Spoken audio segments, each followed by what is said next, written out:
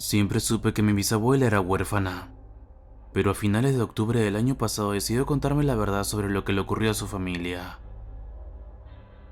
Fuimos a visitarla con motivo de su cumpleaños. Era una tradición en nuestra casa, un viaje por carretera que sabíamos en el fondo que haríamos solo unas pocas veces más. Ella iba a cumplir 98 años, así que esa era la cruda realidad del asunto. En mi infancia, el viaje al centro de Iowa había sido un asunto divertido y relajado. Pero ahora mi hermano y mis padres solo podían mantener una tensa cortesía mientras nos reuníamos y salíamos juntos a la carretera. Cada uno de nosotros sabía que ese viaje podría ser el último. Durante varias horas, condujimos a través de grandes campos de cultivo que se extendían de horizonte a horizonte. La casa de mis abuelos estaba en un estrecho camino de tierra que salía de un camino ancho de grava para tractores. Como chico de ciudad, era, más o menos, la vivienda más remota posible que podía imaginar. Ella había nacido allí, había vivido toda su vida allí, y pronto... bueno, ya saben. Mientras estacionábamos en un rectángulo de barro abierto y salíamos a estirar las piernas, la constancia del lugar me rodeaba. Todos los años de mi vida, esa casa y su terreno habían sido exactamente iguales. El cielo era azul intenso, la tierra era un mar de oro ondulado, y el viento era un río suave de fresca calidez. Nunca hubo nada que arruinar esos tres pilares de la experiencia sensorial, salvo la casa, el granero, un viejo tractor ya desaparecido, y la campana. La campana era una cosa sencilla levantada en lo alto de un viejo palo de metal. Estaba en el campo, a unos 400 metros de la casa, y servía para medir el viento. Si se acercaba una tormenta, la campana debía sonar, una precaución necesaria en el país de los tornados. El único problema era que la campana y sus soportes se habían oxidado hace tiempo.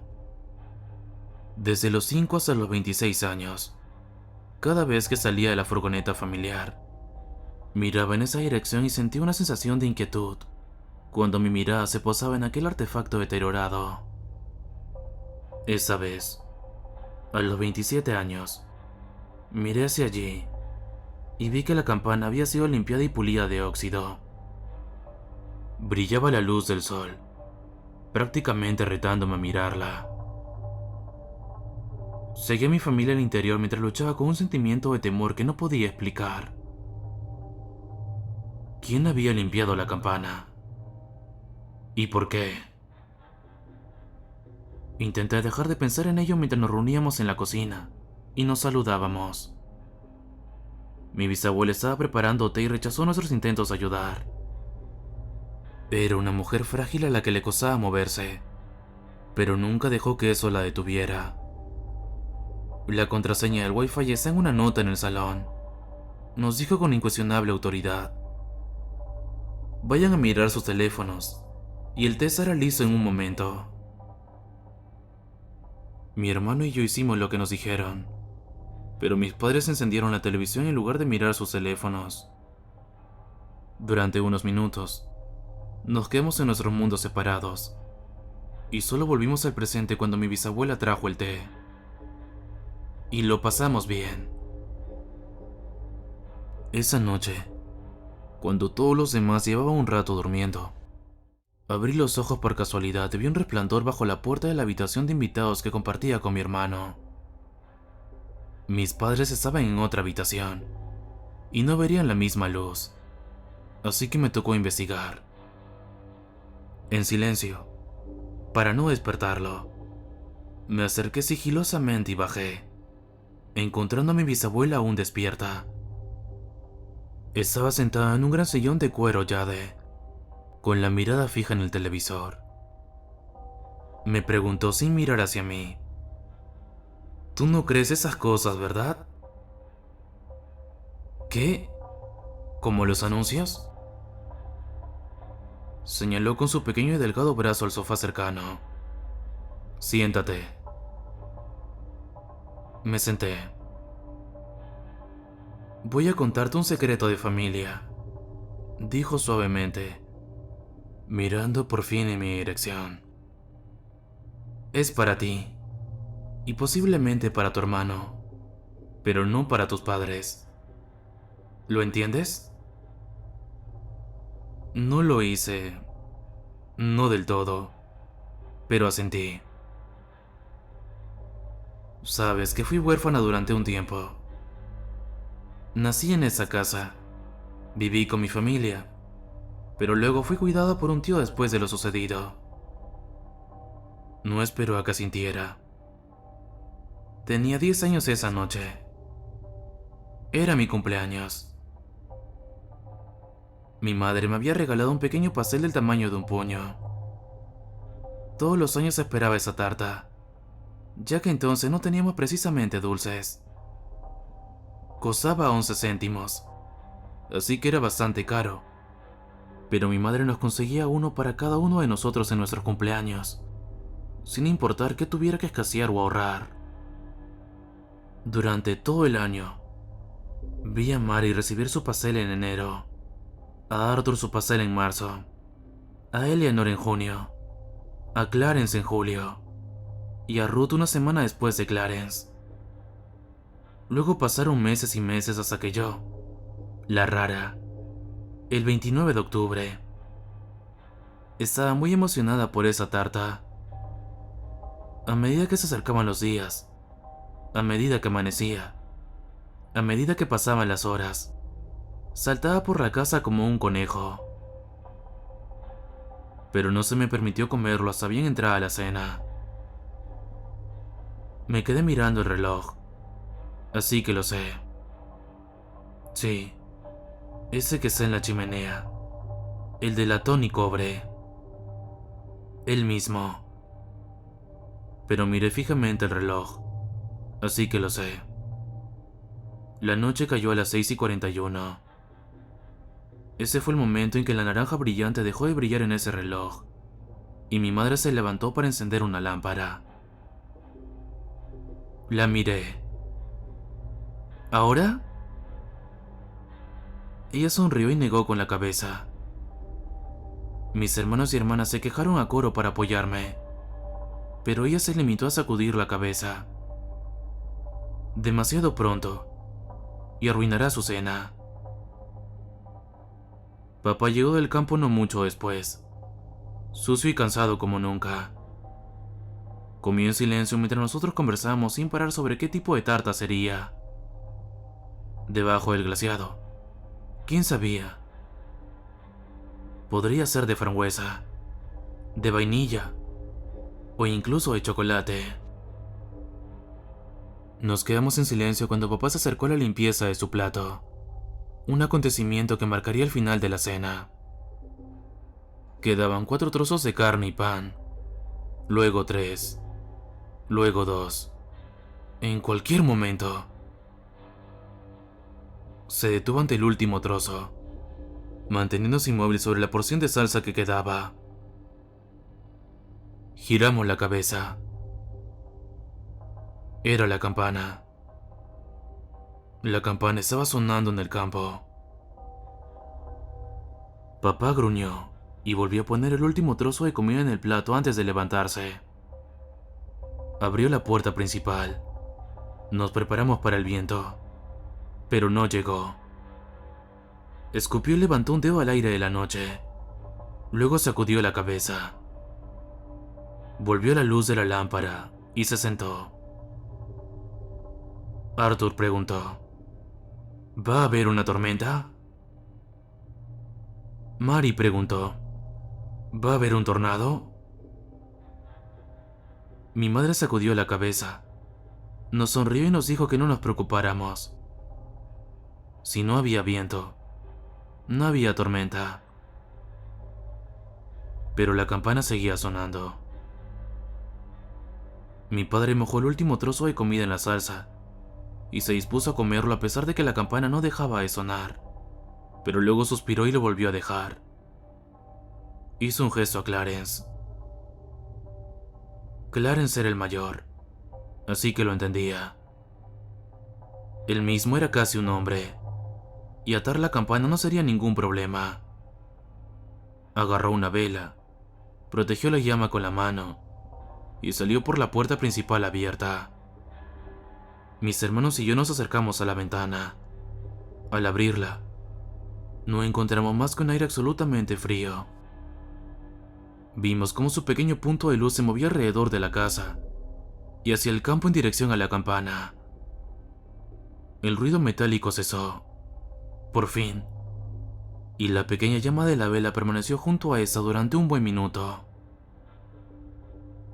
¿Por qué tarda tanto en atarlo?, preguntó Ruth. Eleanor sugirió. Tal vez tenga problemas para hacer un nudo. Los nudos son difíciles. Observamos durante 1 o 2 minutos más antes de que... Y sé cómo suena eso. La pequeña llama en la distancia comenzara a elevarse. Lentamente, suavemente, en línea recta. La seguimos con la mirada, exclamando todo el tiempo, mientras se perdía de vista más allá del voladizo del tejado. La campana comenzó a sonar de nuevo.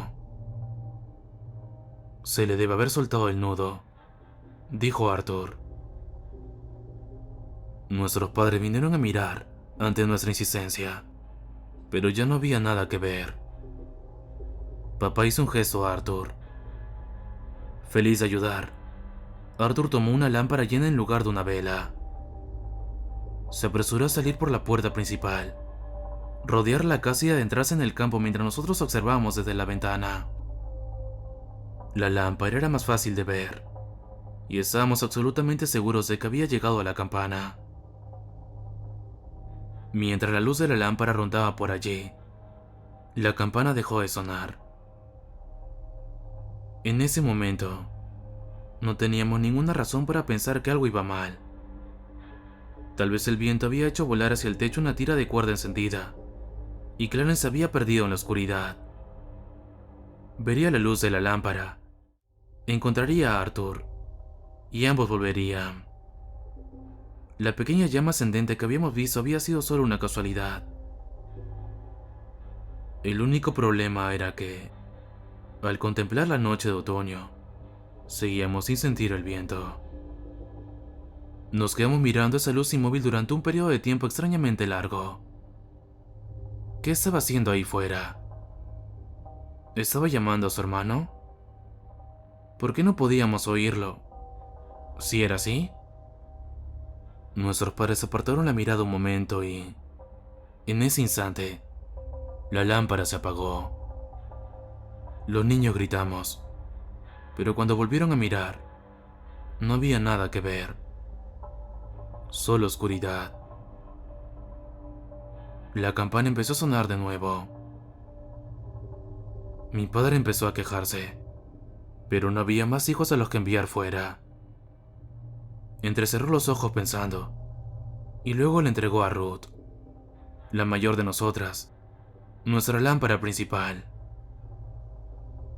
Las niñas gritamos, pero cuando volvieron a mirar, no había nada que ver, solo oscuridad.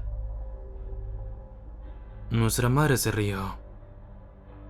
Ruth, sé buena y ve a buscar a tus tontos hermanos. Ruth dudó un poco, pero aceptó la lámpara. Dejándonos en la oscuridad sin ella, se dirigió a los alrededores de la casa y al campo. Esa lámpara era más luminosa, y podía mover su mano y su pijama blanca en un pequeño resplandor. En el camino, llamaba regularmente. ¿Clarence? ¿Arthur? ¿Se han perdido? A mitad de camino, donde las otras dos luces se habían detenido, sus llamadas se silenciaron instantáneamente a mitad de la frase. ¿Clarence? No era que hubiera dejado de gritar. Simplemente, el sonido que nos llegaba había cesado por completo. Todavía podíamos verla llevando la lámpara. Todavía podíamos ver su mano y su pijama. Todavía podíamos verla girando hacia un lado y hacia otro. Incluso levantó la lámpara de la casa cerca de su cara y la vimos gritar en la oscuridad. Pero no oímos nada, excepto ese timbre que sonaba constantemente, cada vez más rápido y fuerte. Mary, Eleanor y yo miramos a nuestros padres con temor. Mi padre sacudió la cabeza, hablando por primera vez esa noche. Así que hay viento ahí fuera después de todo. El aire es como un río dentro de un océano. Se mueve rápido ahí fuera, llevándose su voz. Pero aquí no lo sentimos. Mi madre parecía preocupada, pero sintió y lo aceptó. La vimos aceptarlo. Así que tragamos saliva y lo creímos también. Todos pegamos los ojos a la ventana abierta. Ruth alcanzó el timbre y, con aquella luz más intensa, entró en nuestra vista inmóvil en el mismo momento en que oímos que dejaba de sonar. Ruth miró a un lado y a otro, claramente preocupada. Pareció gritar en silencio una o dos veces antes de acercarse a la campana inmóvil. Una cuerda medio atada colgaba de la asa, lo que indicaba que alguien había intentado atarla, pero no pudimos ver a Clarence ni a Arthur cerca de ella. Puso la lámpara en el suelo para liberar sus manos para atar la cuerda el resto del camino, pero eso ocultó la luz entre los tallos bajos recién cosechados. Esperamos, conteniendo la respiración. El aire contenido en mis pulmones empezó a arder.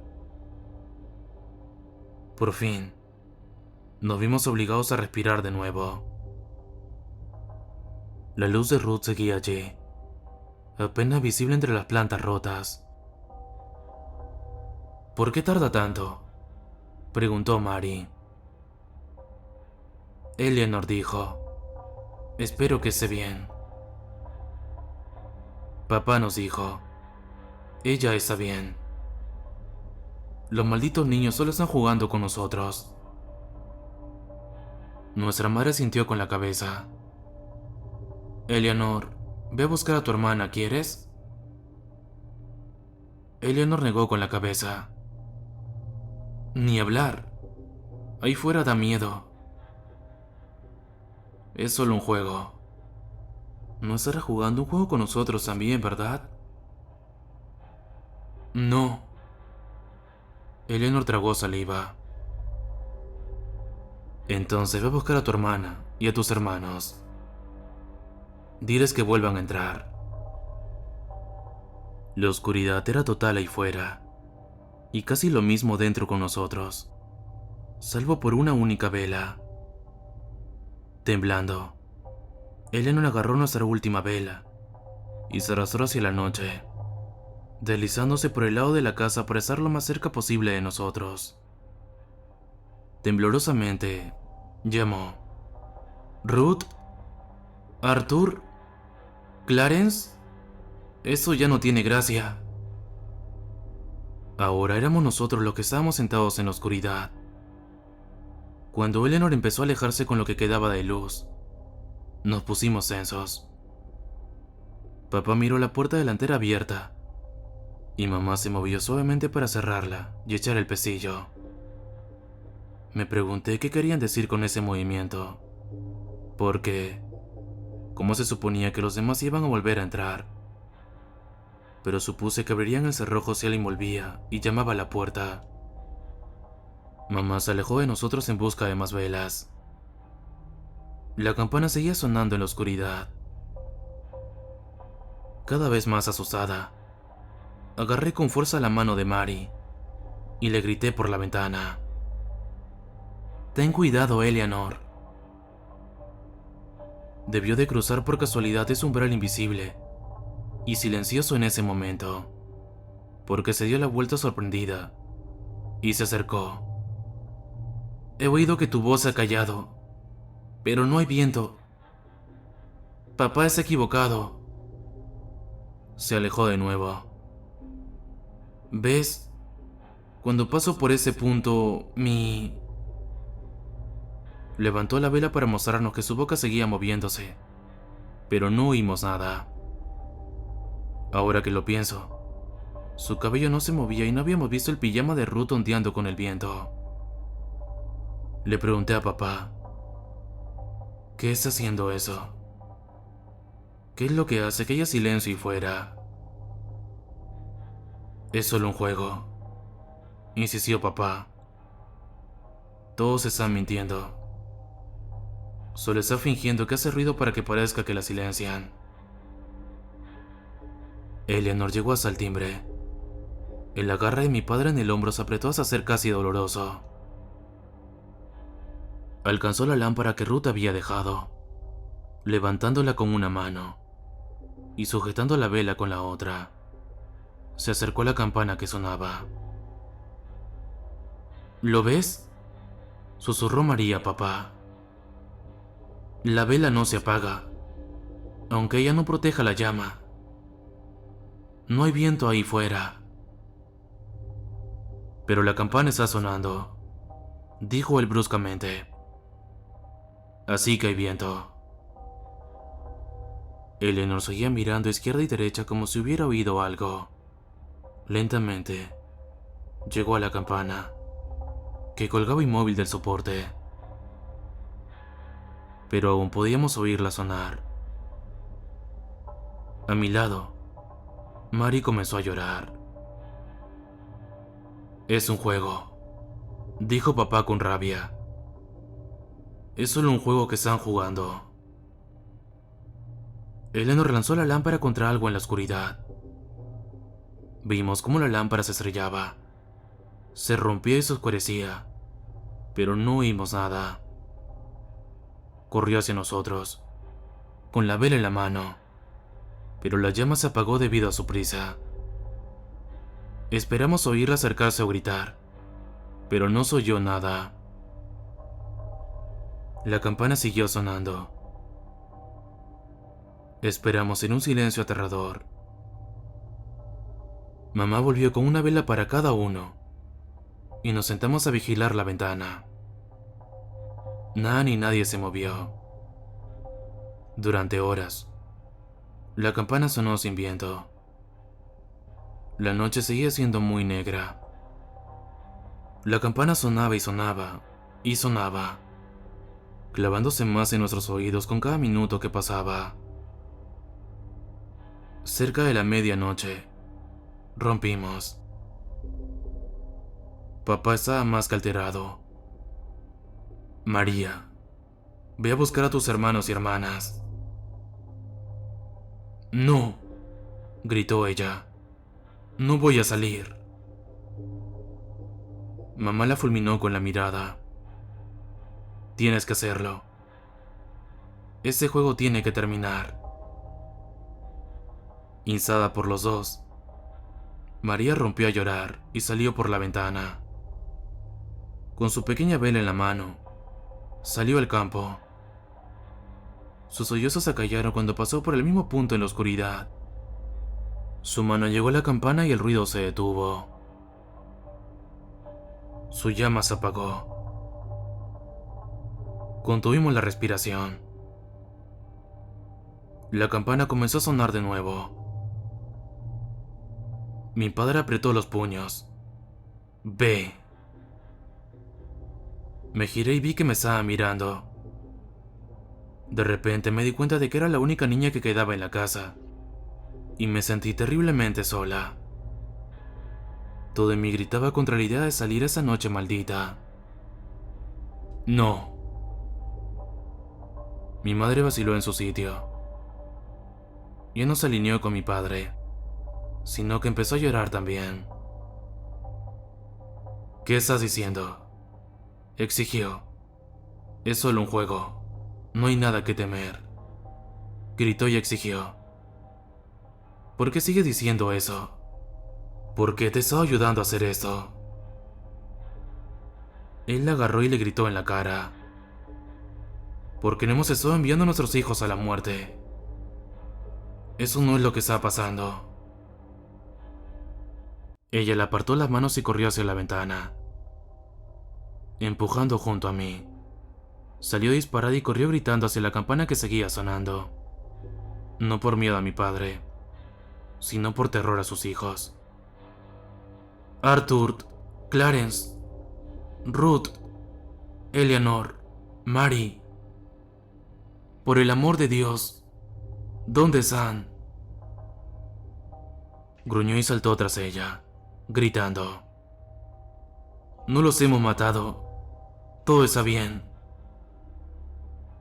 Ambos siguieron gritando hasta que pasaron por ese punto en la oscuridad, y todo quedó en silencio, excepto la campana. 2 veces más dejó de sonar, y 2 veces más comenzó de nuevo. Presa del pánico y del terror más allá de lo razonable, cerré y eché el cerrojo a la ventana y empujé todos los muebles contra todas las entradas de la casa. Me acurruqué en un armario sosteniendo la última vela contra mi cara mientras se derretía lentamente hacia mis dedos. Estaba sola.